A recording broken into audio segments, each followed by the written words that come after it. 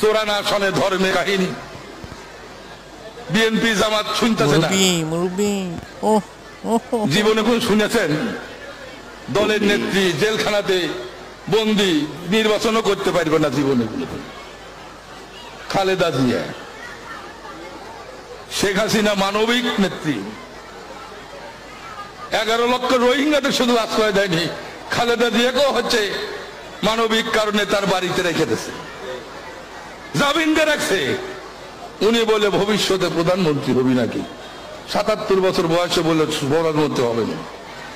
আর একজন পলাতক আসামি, শুধু না ফাঁসির আসামি, যাবজ্জীবন আসামি, তার জিয়া লন্ডনে পালা আছে। মুসলেখা দেখেছিল মঈনুদ্দিন ফখরুদ্দিনের কাছে যে জীবনে আর রাজনীতি করবে না, আমাকে বাঁচা, আমাকে বিদেশে পাঠায় দাও।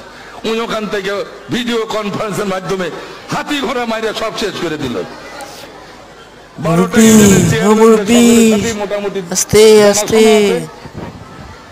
নেতাদের সাথেও জানাশোনা আছে। 1 ইঞ্চি মাটি,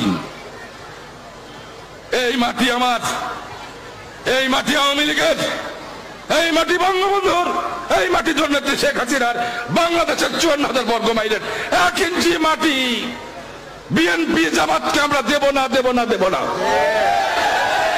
যারা মাটি দখল করতে আসবে তাদেরকে রাজপথেই আমরা জবাব দেবো ইনশাআল্লাহ।